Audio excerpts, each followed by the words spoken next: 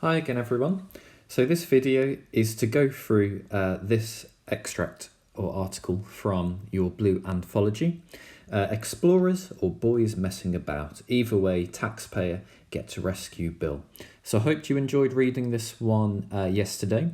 It's quite an interesting story, and we're going to go through how the writer uses language and structure as usual, and how they use those techniques for effect and for what reasons. That's what we're going to analyse today. So hopefully you've got your anthologies ready, you've got your pens ready, and just like a normal lesson, we can go through together and annotate all the interesting uses of language and structure. So as you can see, I've pre-highlighted everything that I'm going to talk about in yellow, so you can go through and make sure that you've got all the same things highlighted. Listen closely to obviously what I say in my commentary as I go through it. I've got a lack of space here, and I don't want to be zooming in and out, and I don't want to be clicking on the screen too much. So I won't write everything down. You just need to listen closely, making sure you're writing down points that make sense to you based on what I say. So the first thing is explorers. What kind of image does that put in your head? When I think of the word explorer, I think of someone who is an expert, someone who has skill and expertise. The next thing we see in the title is boys messing about. So that instantly creates a contrast. I'm instantly thinking of people who are foolish. Boys obviously suggests they are not grown up yet, so they're immature.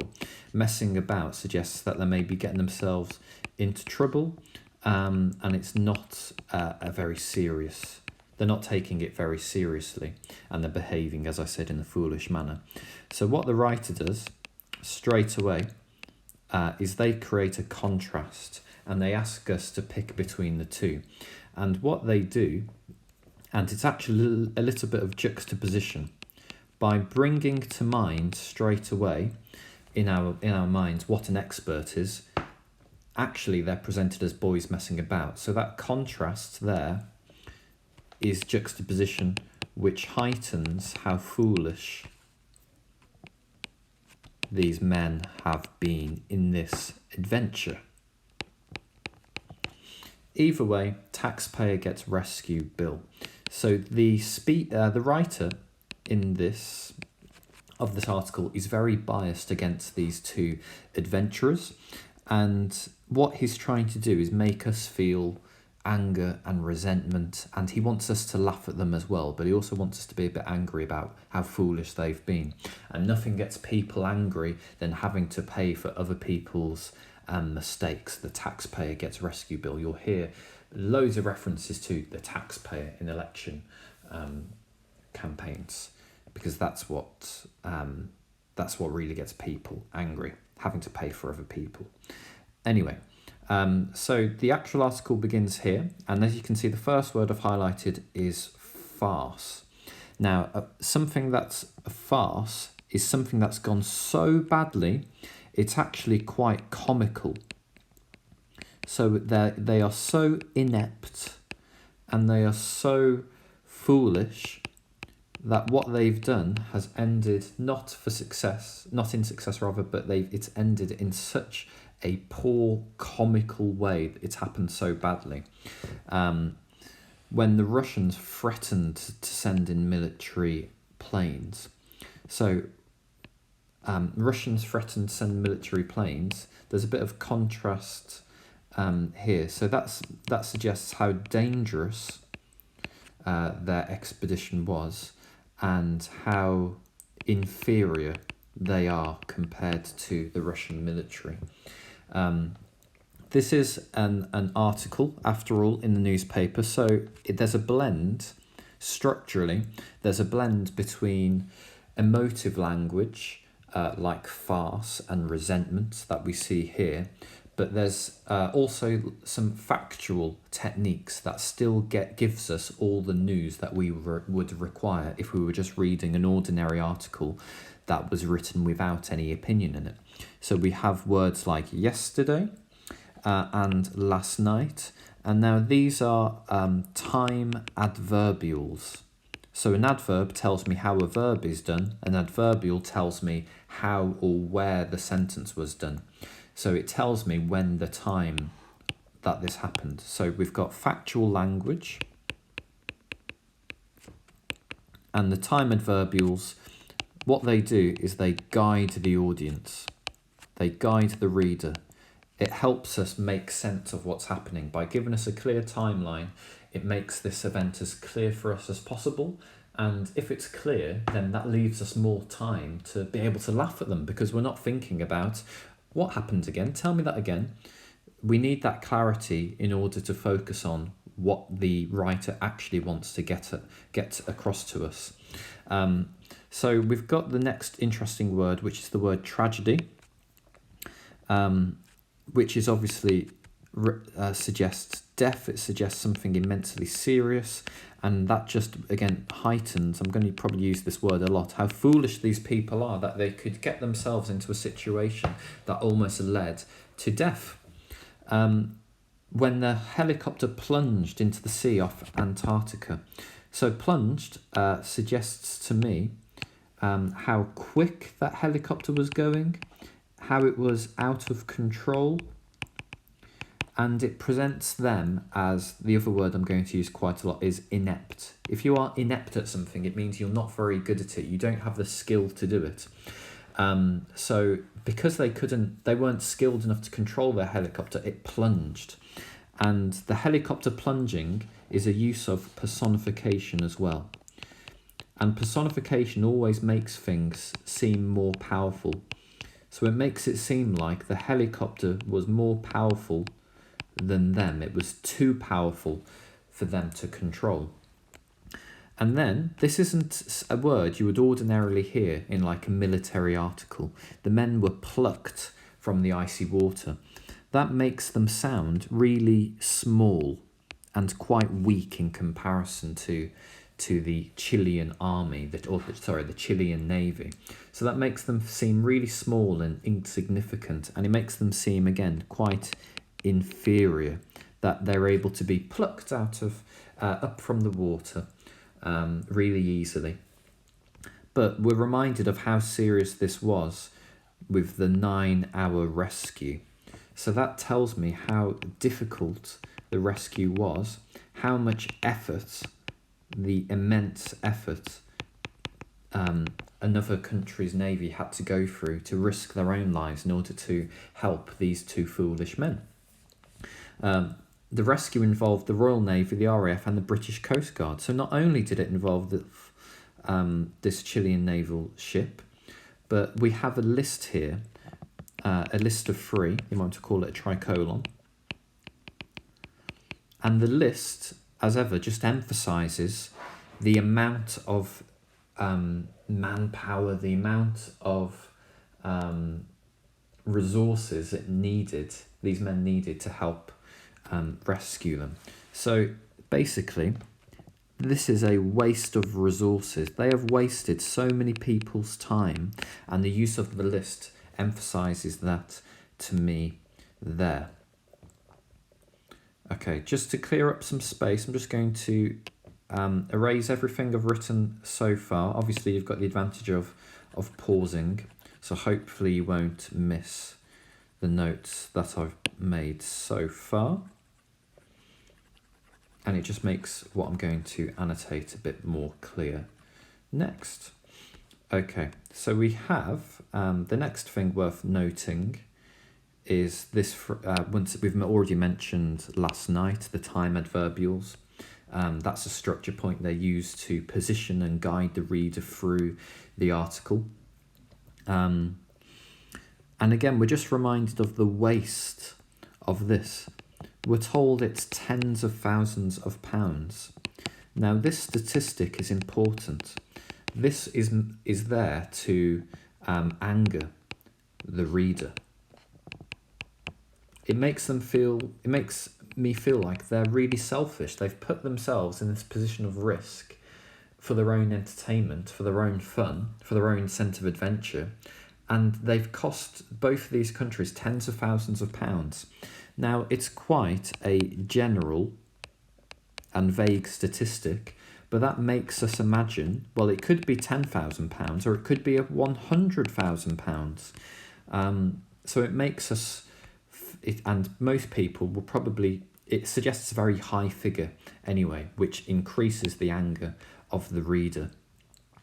And then we have this line, I'll change the colour, I'll go for a nice sky blue. Coventry City have just got promoted after all. Experts question the wisdom. Now, this phrase will be repeated later on, and this is really juxtaposition used throughout the extract. The foolish men are continually juxtaposed against the experts, and that obviously I'll make it clear that heightens just how foolish these men are. The fact that their actions are being juxtaposed against. So juxtaposition against the expert advice. And again, of taking a small helicopter makes them seem really inept, unprepared, inferior to the environment. And hostile suggests the danger they were putting themselves in as well. A hostile environment is a violence that's potentially violent. It's a very sensitive situation. It might even lead to death as well. Now, structurally, we have this embedded clause here. If you want to be really technical, it's a parenthetical clause. So you may have heard of brackets known as parentheses. That's what this clause in the middle is doing. It's adding extra information. And the fact it has only a single engine, this extra information, again, once again, makes them appear as if they are ill-prepared, and basically not ready. And it just makes them appear foolish that they're going into such a dangerous environment with a single engine helicopter. There was also confusion about what exactly the men were trying to achieve. They were trying to fly from the North to South Pole in their trusty helicopter. So it uses their words, it quotes them, and it uses their words to make them look more foolish. Because they think their helicopter is trusty, but that adjective is included ironically, because obviously, knowing how the story turned out, it hasn't been a success. It hasn't been trusty whatsoever, because the helicopter wasn't ready for the situation that they put themselves in. But one of the explorers, their wife, claimed she did not know what the pair were up to, describing them as boys messing about with a helicopter. And that's the wife's opinion. And that's obviously a really important quotation, and it presents them as really juvenile, so really young. Another word for that is infantile. You can see the word infant in there. Messing suggests that they are doing it for fun, they're not taking it seriously, and it just makes them appear really naive and inexperienced. And that word messing, again, makes the reader angry. How dare they mess around for their own entertainment and cause me, the taxpayer, to have to pay for it as well. And then, structurally, we learn that these men, it's only revealed in now line 19 how old they are, and that makes them look even more ridiculous. So by including that at line 19, it makes them appear more foolish. They've been presented as quite young people, haven't they? As boys messing around. But the fact they're in their 40s, they're as old as some of your teachers and maybe your parents as well. You're meant to be quite serious when you're 40. You're meant to be settled down. You're meant to be, reading the paper, putting your feet up, telling dad jokes, being really boring. but they are going out exploring really foolishly, like they're 15, 16 years old, for example. So the inclusion of their age at this point, again, makes them appear more foolish, and it makes the reader even more angry. The fact that they should know better.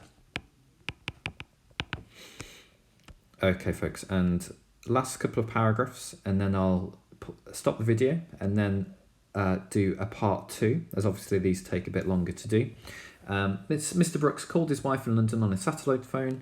There might be a little bit of something to say about the fact these explorers who think they're experts, they need their wives to help them out. They need people back home to save them because they're so inept. He said they were both in the life raft but were okay, and could I call the emergency people? The emergency people, that is a very vague and general phrase. These two explorers are so inept, they don't even know the name of who they should be calling the emergency people. They haven't obviously prepared enough for the worst case scenario. They haven't got a plan in place. So if we plunge into the sea, we need to make sure we've got the number of these people, or we need to contact these people. They get someone else to do it, and they don't even know who they should be contacting. So including that direct quotation, so it directly quotes what his wife said, makes them appear once again, sound like a stuck record, makes them sound even more foolish. And then something else that makes, just notice that word meanwhile. Once again, another one of those time connectives, time adverbials, to guide the reader along and make it clear to us what's happening. We learn one of these men has a Breitling emergency watch. Now, I'm no expert in watches, certainly Breitling emergency watches, but I imagine it's probably quite expensive. So these men, not only have they been really foolish, they're too old to be foolish, and not only that, they're really wealthy. And we are paying for wealthy people to go around and get themselves into trouble. So that makes them seem even more, that increases the reader's anger. The fact that they're wealthy, the fact that we have to pay for someone else's expensive hobby, pretty much. Okay, so that's just about halfway through. So you can pause here for a couple of minutes. You can make sure you might want to pre-highlight what's on the rest of this page, and then you can pause the next video and highlight what's on the rest of the next page. And then I'll go through all of the uses of language and structure in the second half in the next video. So give yourself a couple of minutes break, get yourself prepared, and we'll go back in for the final bit of analysis today